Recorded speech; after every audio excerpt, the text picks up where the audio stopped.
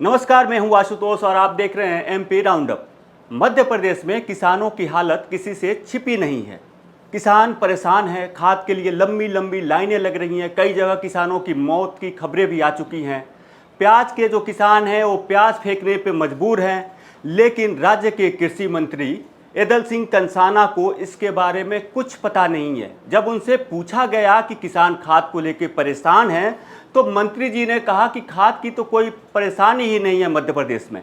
और जब सवाल किया गया कि प्याज किसान जो हैं वो प्याज को सड़कों पे फेंक रहे हैं, तो मंत्री जी ने कहा कि प्याज की आवक खूब हो रही है, इसी की वजह से प्याज को फेंका जा रहा है। मतलब मंत्री जी की माने तो मध्य प्रदेश में किसानों के लिए सब कुछ चंगा है, किसान बिल्कुल परेशान नहीं है। लगता है कि मंत्री जी ना अखबार पढ़ते हैं और ना ही टीवी देखते हैं। अगर देखते तो उनको पता चलता कि मध्य प्रदेश के किसान खाद को लेकर के कितना परेशान हैं। और आज हम इस मुद्दे पर बात करेंगे। हमारे साथ जुड़ रहे हैं मध्य प्रदेश के वरिष्ठ पत्रकार चैतन्य भट्ट जी और किसान नेता सुब्रत मणि त्रिपाठी जी। आप दोनों का एमपी राउंडअप में बहुत बहुत स्वागत है। नमस्कार, प्रणाम। तो ये मामला किसानों से जुड़ा हुआ है, तो मेरा पहला सवाल किसान नेता सुब्रत मणि त्रिपाठी जी से। सुब्रत जी, आपने कंसाना का बयान सुना होगा। कह रहे हैं कि खाद की कोई कमी नहीं है, प्याज इसलिए फेंकी जा रही है क्योंकि प्याज की आवक बढ़ गई है। तो कृषि मंत्री का ये बयान, एक तरीके से गैर जिम्मेदाराना बयान को आप किस नज़रिए से देखते हैं? हम तो आपको पहले ही बतला देना चाहते हैं, पिछले खरीफ में धान के सीजन में हम्म। किसान सपरिवार लाइनों में लगे रहे। हम्म। हम जहां तक मध्य प्रदेश की बात करें तो हमने लगातार ज्ञापन दिए कि पूरे मध्य प्रदेश में जितनी सेवा सहकारी समितियां हैं उन सेवा सहकारी समितियों में पहले खाद दे दी जाए, फिर निजी विक्रेताओं को आप खाद दीजिए, फिर डबल लाखों में या कि विपणन संघ की गोदामों में दीजिए। कहीं भी ये फॉलो नहीं किया गया। सहकारिता आंदोलन एक में केंद्र में हमारे माननीय मंत्री जी हैं, केंद्रीय मंत्री जी हैं। सहकारी समितियां हैं पूरे मध्य प्रदेश में। आप सहकारी समितियों की स्थिति देखिए। हम अपने रीवा जिले की बतलाएं आपको कि 148 सेवा सहकारी समितियां हैं। किसी सहकारी समितियों में गोदाम नहीं है। एक एक सेवा सहकारी समितियों में एक प्रबंधक नहीं है। सोचिए, 148 सेवा सहकारी समितियों को मुश्किल से 20-21 प्रबंधक चला रहे हैं। वहीं खाद के लिए किसान सपरिवार रात दिन लाइनों में रहे हैं। हमारे यहाँ लाठीचार्ज भी हुआ है खाद के लिए। एक एक बोरी के लिए, खाद के लिए किसान बहुत परेशान हुए हैं धान के सीजन में। और सरकार ने कह दिया कि जो जिनके किसानों के कहीं जमीन बंधक है दूसरे बैंकों में, राष्ट्रीयकृत बैंकों में, उन बैंकों में बंधक है तो किसानों को ऋण में खाद नहीं दी जाएगी। आप सोचिए, केंद्रीय सहकारी बैंक क्या इतनी लिमिट देता है? क्या किसानों को ट्रैक्टर देता है? क्या किसान है? क्या इतनी लिमिट होती है कि उसमें वो खेती कर सकते हैं? किसानों की जमीन, 1 एकड़ जमीन की कीमत क्या होती है? आप देख रहे हैं राष्ट्रीयकृत बैंक किसान क्रेडिट कार्ड बनाते हैं। पता लगा कि किसानों की 3 लाख की लिमिट के लिए उनकी 10 एकड़ जमीन को बंधक बना देते हैं। तो यहाँ पे कह दिया गया कि जिन जमीनों के किसानों कहीं बंधक है उन किसानों को भले ही वो सहकारी समितियों के सदस्य हैं, उन्हें खाद नहीं दी जाएगी। किसान रात दिन खाद के लिए परेशान रहे। आप सोच सकते हैं, पता नहीं माननीय मंत्री जी को क्यों समस्या नहीं दिखी। हम तो ये कुछ नहीं कह सकते, लेकिन आप सोचिए, रीवा का हाल ये था कि गोदाम में कहीं कृषि उपज मंडी समिति प्रांगण से पर्ची और खाद लेने के लिए 10-15 किलोमीटर दूर किसान जाते थे खाद लेने। सोचिए तो एक बोरी खाद की कीमत क्या हुई। फ्लाईओवर सड़कें बनी हुई हैं, जो किसान बेचारे साइकिल से जाते थे वो फ्लाईओवर एक 2-2 बोरी खाद को लेके कैसे ऊपर जाएं। किसान लगातार बहुत परेशान हुए हैं खाद की समस्या से। हमने से ये मान लीजिए कि सरकार ने खाद की समस्या इतनी विकट कर दी थी कि किसानों की खेती करना किसानों को बहुत मुश्किल था। सारा परिवार खाद की लाइनों में सुबह शाम लगा रहता था। पता नहीं क्यों हमारे माननीय मंत्री जी इससे वाकिफ क्यों नहीं हुए।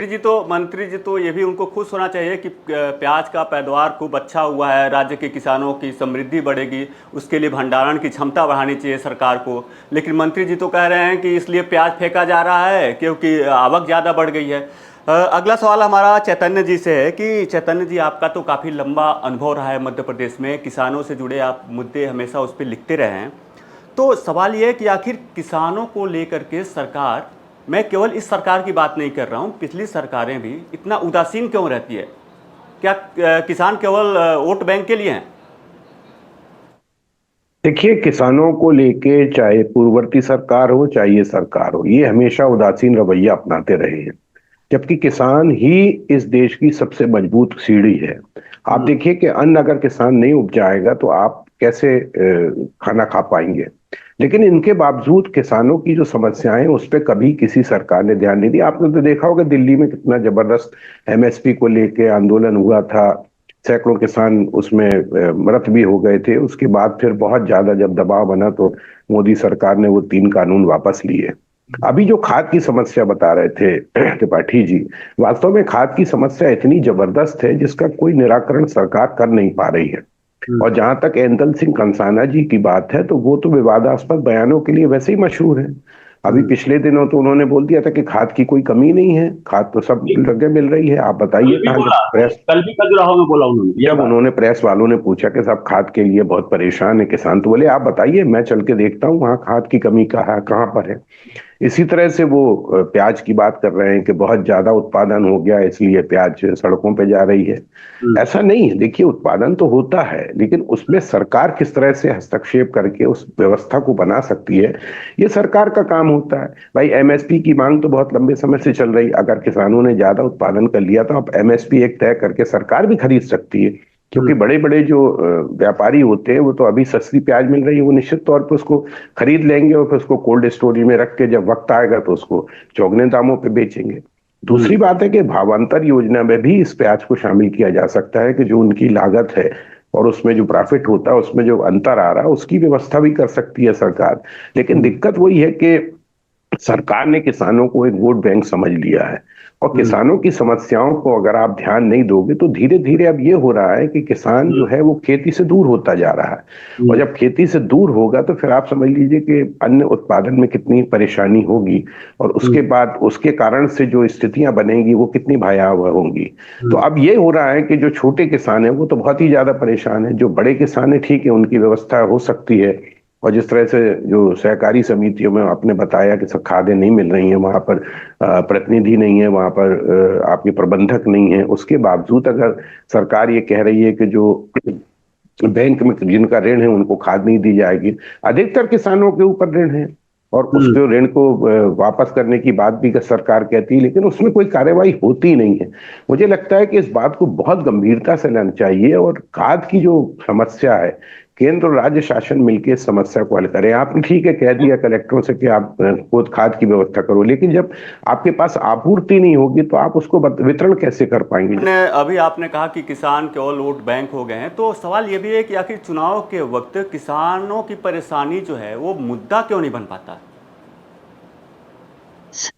देखिए क्या होता है कि किसानों बहुत बड़ा आंदोलन किया था, ऐसा नहीं है कि किसान आंदोलन नहीं करते, बहुत बड़ी संख्या है किसानों की और विशेषकर पंजाब हरियाणा के वहां के जो किसानों ने आंदोलन किया था।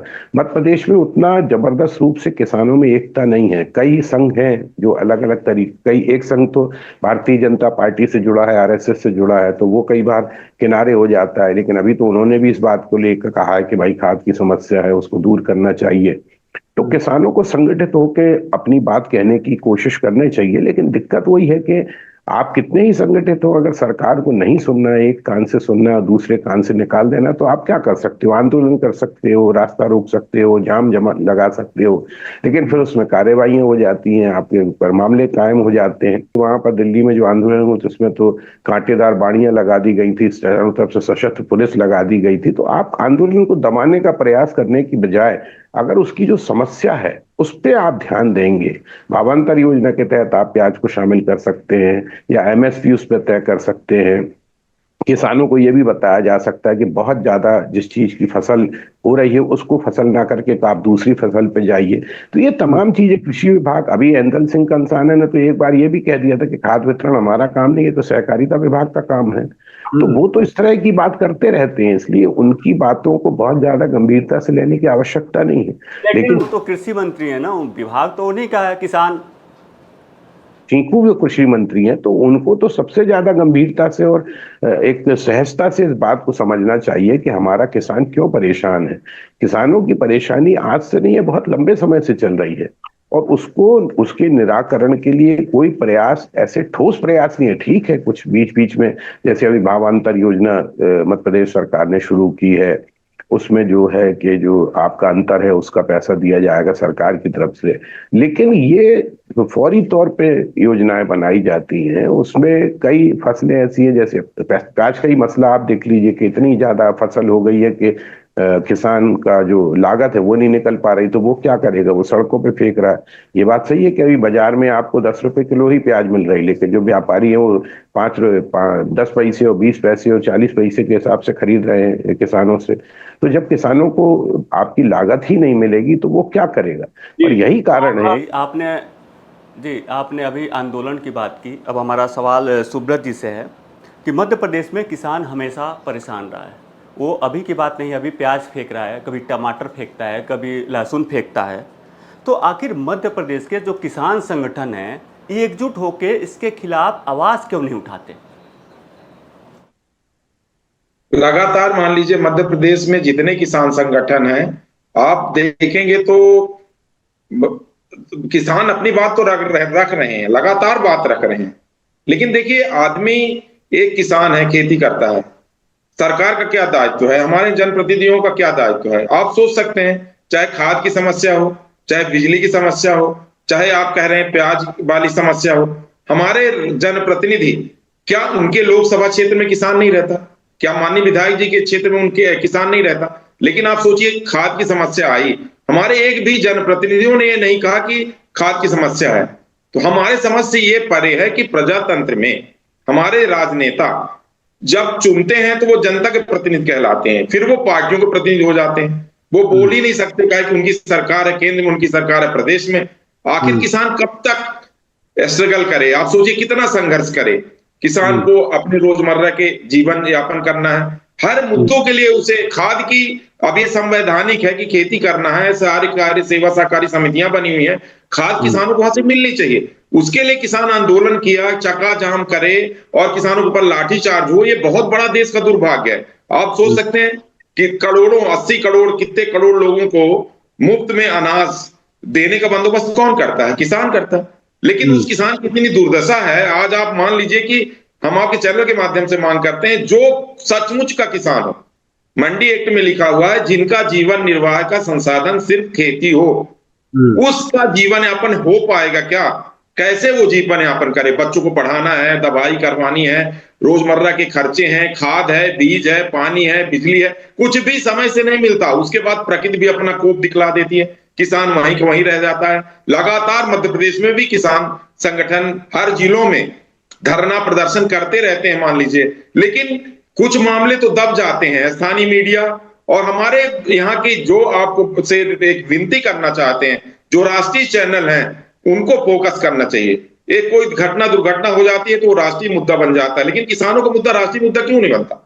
देखिए, आप भावांतर योजना आई, आप देखिए कृषि उपज मंडी अधिनियम है, तो उसमें लिखा हुआ है, मंडी अधिनियम में आज भी वो चेंज नहीं हुआ है हमारे ख्याल से, जो हमें जानकारी है कि उसमें अमेंडमेंट कोई नहीं हुआ है। उसमें साफ लिखा हुआ है कि कृषि उपज मंडी समितियों में समर्थन मूल्य से कम में डाक नहीं बोली जाएगी।